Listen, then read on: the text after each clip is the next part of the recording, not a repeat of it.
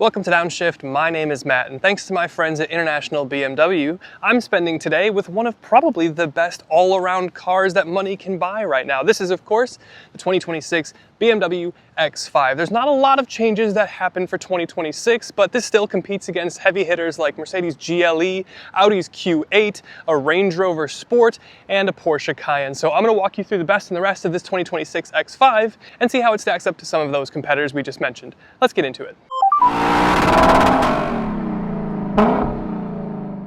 And starting on the cons side of the video now, keeping in mind what I said earlier, this is going to be tough to find real true cons with this car. But I guess if you're going to split hairs and nitpick, the backseat space here, I'm 6'1", I would expect to have a little bit more space, especially if we're talking about in line with things like GLEs, Q8s, Range Rover Sports. The Cayenne's probably a little bit tighter than this, but still, got a little bit less knee room than I was expecting back here. Now I still have plenty of headroom. I've still got a nice big panoramic roof. I've got 2 climate zones back here, heated seats back here, chargers and mounts for iPads and things like that. Great leather. So I've got plenty of amenities and it's still really nice back here. It's just maybe a little bit down on space versus some rivals. The next thing we'll talk about, and we'll talk about it a little bit more when we get to the price, but the X5 doesn't come with all-wheel drive standard. You can get all-wheel drive as standard in the GLE, you can get it in the Q8, and also the Range Rover Sport that we were in earlier. All those come standard with all-wheel drive.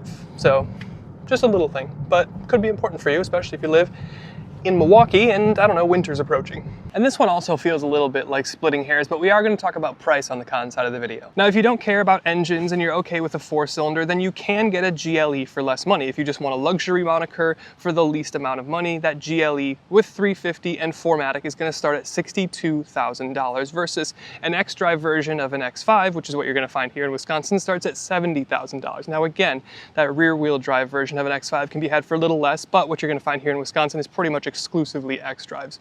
But if you want to compare apples to apples with this X5 xDrive, then you're looking at the GLE 450 4MATIC, which is $72,200 to start. And for those of you keeping score, that means more than the X5. Look, I'm going to be honest with you guys. It's very difficult to find objective cons with the X5, at least in relation to its competitors. But for the format of the video, we do our best to find some of the things that could be construed as cons. But with that said, let's talk about all the places that the X5 shines. But kicking things off for the pro side of the video, one of the best things about the X5, even in the base powertrain, is, well, the powertrain, the engine that you get here. Under the hood of our standard X5, we get the legendary B58 straight 6 3-liter turbo with the 48-volt mild hybrid system. We're familiar with this engine. It's the same one that was in my M340. But here in the X5, it's tuned for 375 horsepower and 398 pound-feet of torque. It's rated for about 25 mpg combined and close to 30 on the highway in the real world. So in my experience, it actually does tend to outperform the EPA in the real world. But this B58 is powerful everywhere. It's fast, it's incredibly smooth, it's shockingly efficient, and it's reliable. But for those of you keeping score against its main rival, the GLE, base engine for base engine, this X5 is packing 2 more cylinders, a lot more power, and yet it's still more efficient than that GLE 350 with the 4-cylinder turbo. This is pretty impressive. And then there's even more. Every flavor of the X5 totally bangs. You can get a plug-in hybrid version of this thing with 40 miles of electric range. That's about $75,000 to start. You can get an M60 version of this with the V8 and like 525-ish horsepower. That starts at $93,000. And then there's the X5M competition with the V8 and 617 horsepower for $130,000. Now, my personal opinion, since I have the soul of an 80-year-old and I prioritize comfort in my luxury SUV, I might skip the X5M competition, but that's only made possible because the X5 M60 is so good and is super quick and powerful and still gives you V8 trauma. But the point is, the base inline 6 here, the M60 with the V8, the plug-in hybrid with 40 miles of range, the X5M competition, every one of those options is the benchmark for which all rivals should be measured against, at least in my opinion. And when it comes to the trunk, there's a lot to love as well. Obviously, we have our split gate design, and obviously it's powered. And not only that, it's huge. Behind the rear seats, you're looking at 34 cubic feet of space. The seats do fold nearly flat, and then you've got about 72 cubic feet of space. And if you need a little bit more storage, you've got an underfloor storage area that has a gas strut. So when you raise up the underfloor cover, it kind of stays in place so you can load things easier. And speaking of loading things easier, depending on spec, and especially if you go for the plug-in hybrid version of the X5, it's going to come with air suspension. You're going to get a little button back here to lower the rear end to make it easier to load things in and get things out. So cargo, practicality in the X5, it's hard to top. And then when it comes to the driving experience, it's just brilliant.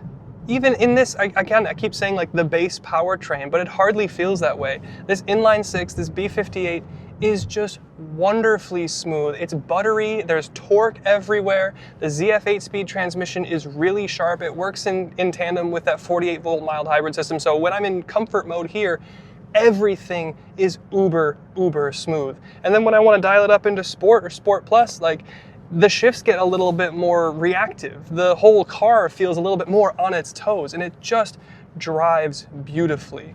The isolation that you get here is fantastic. The cabin experience is very luxe. The visibility is great. I do feel like I'm sitting up maybe an inch or two too high. I've got the seat in its lowest setting, but still sitting up really high. But I have a nice commanding view of the road, which is, I think, what people want.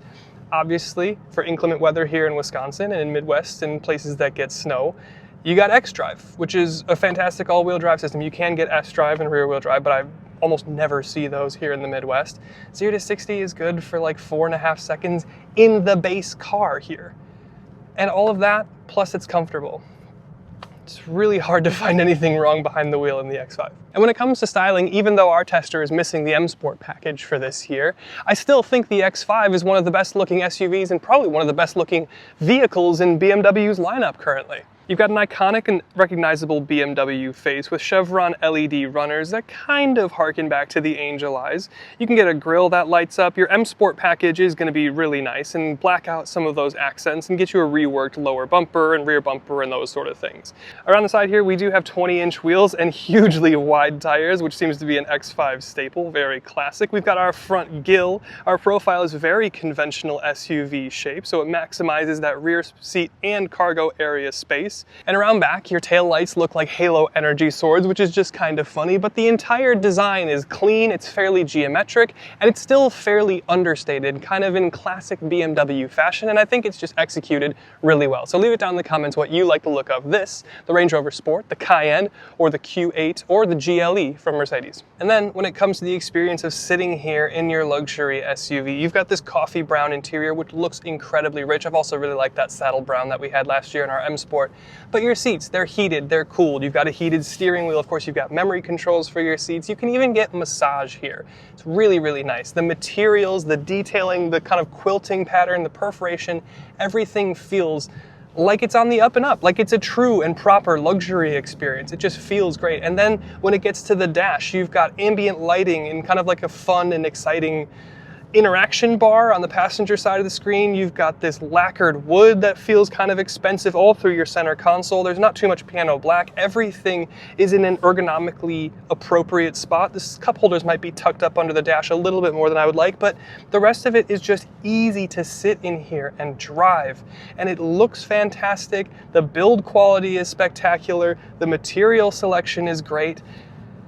And it only gets better the more money you spend, which is like a duh thing to say, but it's just nice. It's just a true and proper luxury experience here behind the wheel. And when it comes to towing, your capacity maxes out at 7,200 pounds, which is only 500 pounds shy of like a mid-sized truck from GMC or Chevy. It's pretty impressive. And this will surprise approximately no one, but the tech and safety stack that you get here is everything that you could possibly want. You're not missing a thing. You've got a full color head-up display, gives you everything you want to see. You've got a fully digital instrument cluster, again, nearly endlessly customizable. You've got a huge center screen running your iDrive. I think it's 8 at this stage, but you've got great 360 cameras with like your perimeter scan. You've got a backup assistant that I always love, wireless Apple CarPlay, Android Auto. You've got like active telemetry and like vehicle status, so you can see how much you're braking, how much your throttle is in. Your ambient light is fantastic. And then when it comes to your safety suite, you can get Drive Pilot Pro, which gets you like an auto lane change. It's like a very good system. We've tested it on a number of BMWs in the past, and it's just, BMW does two things incredibly well. They do everything pretty well, but they do two things especially well, and that's tech integration and also powertrains. and it's fully on display here in the X5. Hey guys, real quick, Matt here. Just wanted to say I hope you've been enjoying the video. If you have, would really appreciate you hitting that subscribe button. I know it doesn't seem like a big deal, but it does go a long way in helping us get access to cars sooner and get access to manufacturer engineers so we can get more information on the cars and get you more information so you can make better decisions. So would really appreciate you hitting that subscribe, like, comment, the whole YouTube thing. But with that, let's get back to the video. I recognize that I'm probably going to get a bunch of flack in the comments saying that I'm a BMW fanboy and all that stuff from this video, but none of this is a word of a lie. All of what you're about to hear is true. Sport mode in the X5. B58 torque. Smooth, straight six. That is good stuff. Back to comfort. We've covered obviously the pros and cons of this car. I'm just going to kind of riff a little bit and give my overall impressions to the car. I've spent some time in an X5 and basically, yeah, I think every single flavor that you can get. Spent a lot of time in the base powertrain, the inline six, the B58. We spent some time last year in the plug-in hybrid. We also spent some time in the M60 a couple years ago when this thing was refreshed and facelifted. I think that was like 22 or 23. And then we've also spent time in the X5 M Comp. I think that was pre-facelift or pre-LCI, but still, we've been all over this lineup. And every time I leave an X5 review, I'm like, damn, it's just a solid car. It's just good. It just kind of is good everywhere. In my opinion here, it's the perfect size. It's not too big to fit in my garage, but it's big enough to be like really practical and more so than you would get in something like a RAV4 here. So I think it's the right size. Powertrain, unbeatable powertrain here, especially as a base option. You go to Mercedes, you get a 4-cylinder. The Audi V6 is pretty thirsty. The Range Rover Ingenium engine is, I don't know, maybe avoid that. Cayenne's really good. But here, the straight six, the B58, not only is it powerful, but it's also efficient. It's really smooth, it's really powerful, and it's really, really efficient, especially with this 48-volt mild hybrid system. It is really, really efficient. We saw this in my M340i, but here in the X5, even something this big, this upright, it still gets fantastic fuel economy in the real world. And the auto start stop, the torque kick between gear changes, with that 48-volt system, pretty invisible. It's just very smooth. It's a very luxury car everywhere. The space, I mentioned the trunk is big. The rear seats, we had it on the con side of the video, but the fact is I'm 6'1", and I still had an inch or two of knee room, and this seat that I was sitting behind could also go up further. So it's still big enough to have 6-footers up to maybe like 6'5" in the back, and you probably would be pretty okay. Headroom, plenty. And then when you get to the front here, I've got loads of luxuries. The build quality is fantastic. Massage seat, heated seat, cooled seat, all the stuff that you would want to see. And then you've got all the tech you could possibly ask for, almost to a nauseating degree. And then your driver assist suite is also like approaching, it's like a top 10 system. Depending on how much money you want to spend, you can get a top 5, top 10 system for sure. There's just not really anywhere that this car falls down. And then on top of all that, it looks cool.